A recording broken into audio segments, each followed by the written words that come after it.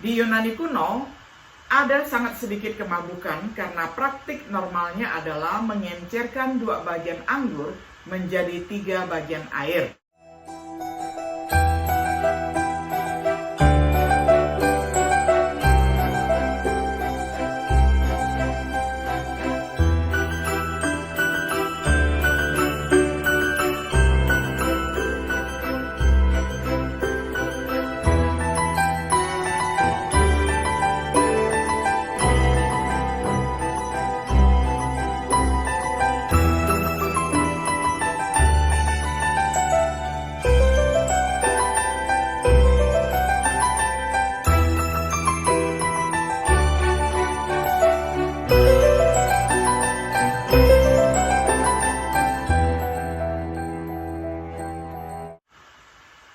Shalom, sahabat Biblika yang dikasihi oleh Tuhan.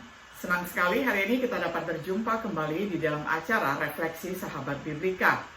Pada hari ini kita tiba pada episode yang ke-25 di dalam serial pembahasan Kitab Galatia dengan tema Perbuatan Badani bagian yang ketiga. Saya akan bacakan firman Tuhan untuk kita semuanya dari Galatia 5 ayat 19 sampai 21 di dalam terjemahan sederhana Indonesia. Sebaliknya, kalau kita hidup menurut keinginan badani yang jahat, hasilnya jelas perbuatan-perbuatan dosa ini. Perzinahan, percabulan, persetubuhan yang tidak wajar, mengikuti hawa nafsu, menyembah berhala, terlibat dalam ilmu sihir, membenci orang lain, berkelahi, cemburu, mudah marah, mementingkan diri sendiri, menimbulkan perpecahan, mengikuti ajaran sesat, iri hati, membunuh, mabuk-mabukan, berpesta liar, dan semua dosa yang lain. Sekarang saya ulangi lagi peringatan yang pernah saya berikan kepada kalian waktu kita masih bersama. Orang-orang yang terus melakukan hal-hal seperti itu tidak termasuk warga kerajaan surga. Sampai sedemikian jauh pembacaan firman Tuhan dari Galatia 5 ayat 19 hingga ayatnya yang ke-21. Sahabat Biblika yang dikasihi oleh Tuhan, untuk beberapa pelajaran kita telah berfokus mencermati perbuatan badani yang tercantum di dalam Galatia 5 ayat 19 sampai 21. Kita telah membaginya menjadi beberapa kategori, termasuk dosa kenajisan moral, yakni yang di dalamnya termasuk zina, percabulan, kenajisan nafsu, penyembahan berhala, dan sihir. Pelanggaran hukum kasih, yakni kebencian, pertengkaran, kecemburuan, ledakan amarah, ambisi egois, pertikaian, bidat, iri hati. Dalam pelajaran ini kita akan mengakhiri pelajaran kita tentang perbuatan daging ataupun perbuatan badani dengan mempertimbangkan 2 dosa, yakni mabuk dan pesta pora, yang dapat diklasifikasikan sebagai dosa tidak bertarak. Kita juga akan mengamati cara Paulus menyimpulkan daftar perbuatan badani. Mari kita mulai dengan yang pertama, yakni dosa tidak bertalak. Yang pertama-tama adalah bagian kemabukan yang di dalam bahasa Yunaninya ditulis sebagai mete. Kata ini menggambarkan keadaan mabuk karena alkohol. Alkitab sangat kuat dalam penghukumannya terhadap kemabukan. Maksud saya adalah, hindarilah orang yang menyebut dirinya saudara seiman, tetapi masih terus hidup dalam percabulan atau dosa lainnya, seperti serakah, menyembah berhala, menghina orang, mabuk-mabukan, atau menipu. Jangan pernah bergaul dengan orang-orang seperti itu supaya kamu tidak terpengaruh oleh perbuatannya. 1 Korintus 5 ayat 11. Peringatannya tentang bahaya minum. Anggur adalah pencemooh, minuman keras adalah peribut. Tidaklah bijak orang yang terhuyung-huyung karenanya.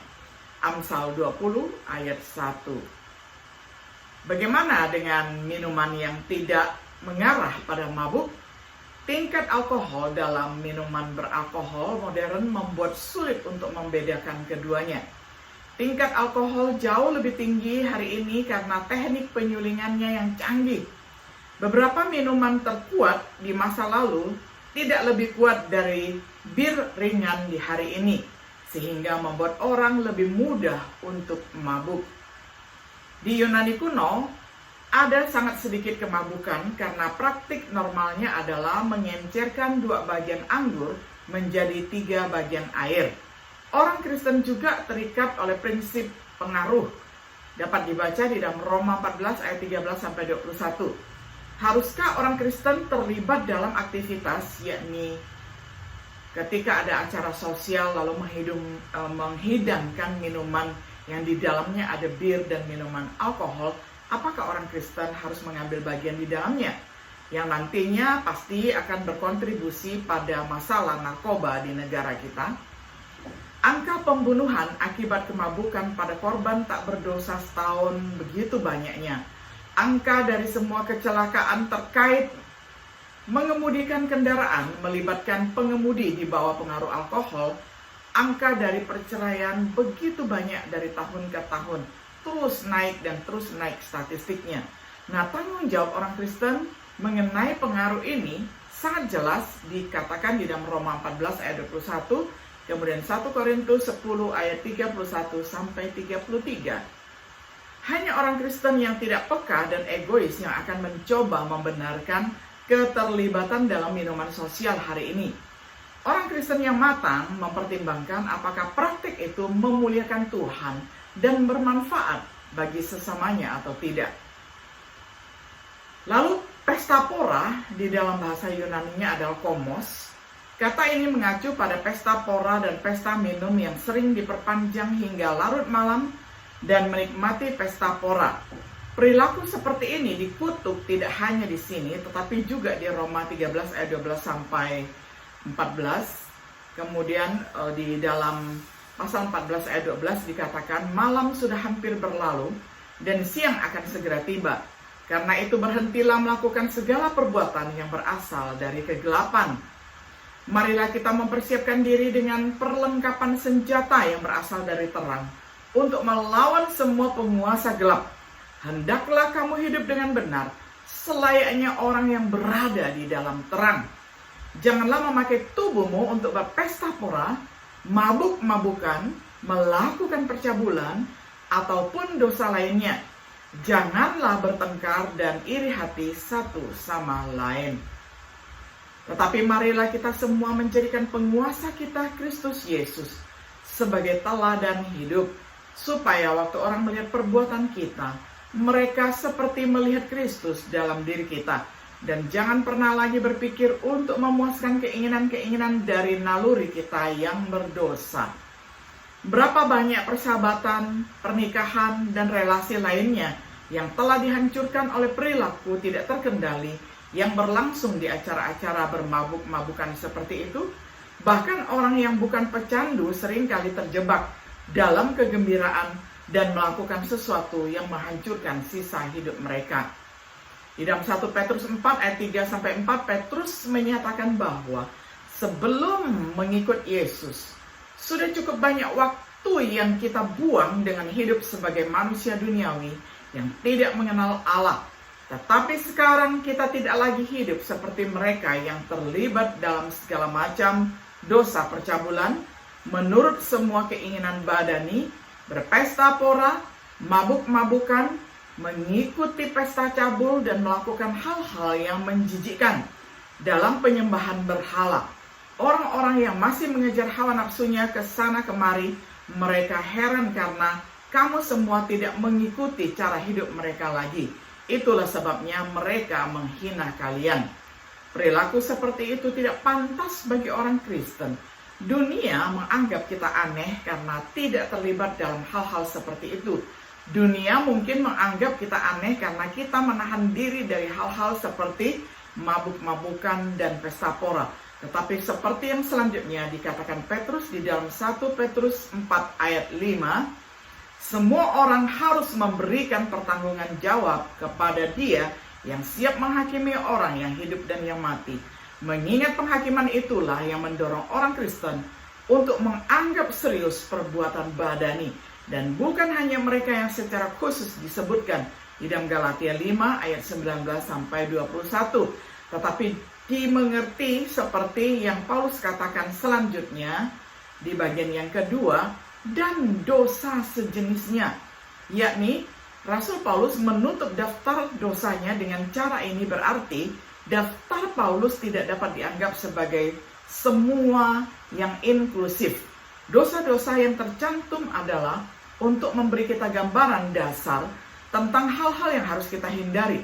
Kita harus menerapkan kebijaksanaan pada banyak kegiatan yang mungkin tidak secara khusus dikutuk dalam kitab suci.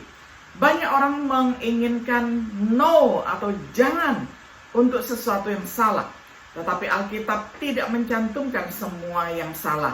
Sebaliknya, kita diberikan prinsip dasar perilaku dengan beberapa contoh spesifik untuk menggambarkan prinsip-prinsip tersebut. Kita diharapkan untuk melakukan penegasan tentang yang baik dan yang jahat dengan menggunakan prinsip-prinsip yang ditemukan dalam kitab suci. Dilihat dari umur, semestinya kalian sudah bisa menjadi guru, tetapi sampai sekarang kalian masih perlu diajar tentang dasar-dasar firman Allah. Kalian masih seperti bayi yang hanya bisa minum susu dan belum bisa makan makanan keras. Karena siapapun yang masih minum susu saja berarti dia masih bayi. Orang seperti itu belum siap menerima ajaran-ajaran yang lebih tinggi, sebab dia belum terlatih untuk mengenali ajaran mana yang memimpin kepada hidup benar. Akan tetapi, orang-orang yang dewasa secara rohani siap menerima ajaran-ajaran yang lebih tinggi, karena mereka sudah melatih diri untuk membedakan ajaran yang benar dan ajaran yang salah. Ibrani 5 ayat 12-14. Menentukan hal-hal yang termasuk dosa. Hari ini kita sering dihadapkan pada masalah yang mungkin tidak disebutkan secara khusus dalam Alkitab. Misalnya pertanyaan yang berkaitan dengan tarian sensual, narkoba, film, musik, merokok, tayangan sosial media. Bagaimana kita tahu bahwa sesuatu yang tidak secara khusus ditangani itu benar atau salah? Salah satu cara yang bermanfaat adalah dengan membandingkan kegiatan tersebut dengan dua daftar yang ditemukan dalam Galatia 5 ayat 19-23. Apakah yang aktif seperti perbuatan badani atau apakah itu seperti buah roh?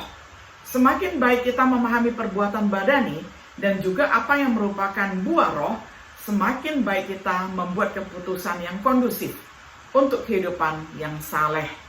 Sebagai kesimpulan, demikianlah tujuan penelitian kita untuk mempelajari hal-hal macam apa yang merupakan perbuatan daging ataupun perbuatan badani, perbuatan jasmani, sehingga kita tahu apa yang harus dihindari. Karena mengingat apa yang telah Rasul Paulus tulis, barang siapa melakukan hal-hal tersebut tidak akan mendapat bagian dalam kerajaan Allah. Galatia 5 ayat 21. Apakah itu salah satu dari hal-hal yang disebutkan secara khusus atau sesuatu yang seperti itu? Konsekuensinya akan menghancurkan. Selain itu, praktik hal-hal seperti itu membuat mustahil untuk menghasilkan buah roh dalam hidup kita. Akhirnya penggunaan kata berlatih di dalam Galatia 5 ayat 21 menyiratkan bahwa Paulus memperingatkan mereka yang terus-menerus melakukan dosa-dosa seperti itu dan menolak untuk bertobat. Kita semua telah bersalah atas satu atau lebih hal yang dapat menjauhkan kita dari kerajaan surga. Tetapi dengan kasih karunia Tuhan, siapapun dapat menerima pengampunan seperti yang tersirat dalam perikop ini. Ingatlah bahwa orang-orang jahat tidak akan menjadi warga kerajaan Allah. Jadi jangan menipu diri sendiri. Yang tidak akan masuk ke dalam kerajaan Allah adalah orang-orang yang melakukan percabulan, menyembah berhala, berzina, melakukan segala macam perbuatan homoseksual, orang serakah, pencuri, pemabuk, pemfitnah, dan penipu. Memang di antara kalian ada yang dulunya hidup seperti itu, tetapi sekarang kalian sudah dibersihkan, disucikan, dan dibenarkan di hadapan Allah karena bersatu dengan penguasa kita, Yesus, dan dengan roh dari Allah kita. 1 Korintus 6 ayat 9-11. Jika Anda bersedia untuk meninggalkan praktik dosa-dosa seperti itu, Anda juga dapat memiliki dosa-dosa Anda dibasuh, menemukan pengurusan dan pembenaran melalui Yesus dan roh Allah. Sahabat Biblika yang dikasihi oleh Tuhan, kiranya kita yang sudah mengikuti bagian dari perenungan ataupun refleksi dari pembahasan kitab Galatia ini, yakni tentang dosa-dosa badani ataupun dosa daging, dosa jasmani bagian 1, bagian 2, bagian 3, kiranya kita semakin clear dan jelas dan bisa membedakan mana yang dikutuk Tuhan dan mana yang diberkati oleh Tuhan. Sehingga di dalam hidup kita, kita mengambil satu keputusan hanya ingin menyenangkan Tuhan dengan mengikuti pimpinan Allah Roh Kudus. Kiranya Tuhan Yesus memberkati kita semuanya. Shalom.